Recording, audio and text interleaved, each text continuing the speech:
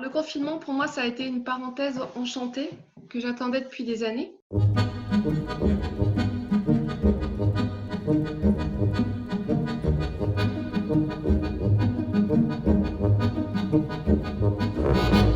J'avais plus de travail, plus d'argent, donc je devenais pauvre, mais en fait, j'accédais à la richesse du bien le plus précieux qui est le temps. C'était un moment très très fort dans ma vie. Après, évidemment, il y avait, comme pour tout le monde, hein, le silence absolu en pleine ville, le chant des oiseaux, l'absence de voitures, l'absence d'avions, et puis cette espèce de, je sais pas, d'absolue tranquillité. C'était vraiment des moments merveilleux. Quand c'est intervenu, j'ai vu ça comme si on venait de libérer la soupape et que tout d'un coup, ça permettait une respiration, une véritable respiration.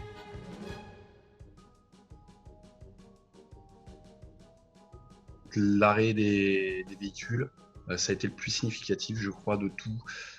Plus de désagréments olfactifs, plus de pollution de gaz, de bruit, le vacarme incessant, le tumulte de la ville, parce que là je suis à Lyon. C'était vraiment agréable donc de se déplacer, de respirer et puis de profiter aussi de cette quiétude. Je suis beaucoup une tortue en fait, hein, je vis à l'allure d'une tortue.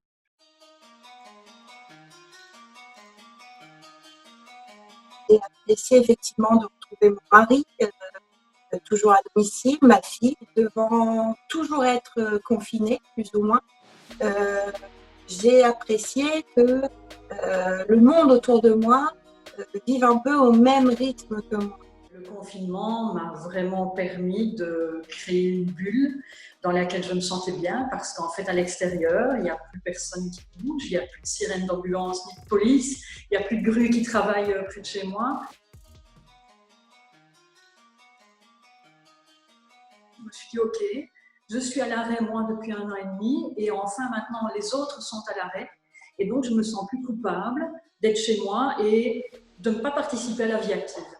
Ça m'a permis de d'éclaircir des choses de ce que je voulais, de ce que je ne voulais pas. Je parle d'un futur travail, évidemment.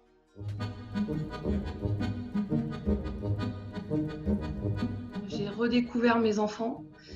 J'ai pu me consacrer à mes passions, qui sont le jardinage, l'étude des plantes. J'ai jamais été aussi heureuse et je me suis jamais autant sentie nourrie qu'en tripotant la terre dans mon jardin, en voyant mes plantes pousser. Et ça m'a vraiment reconnectée à la nature, quelque chose que j'avais pas connu depuis très très longtemps, voire peut-être même jamais connu.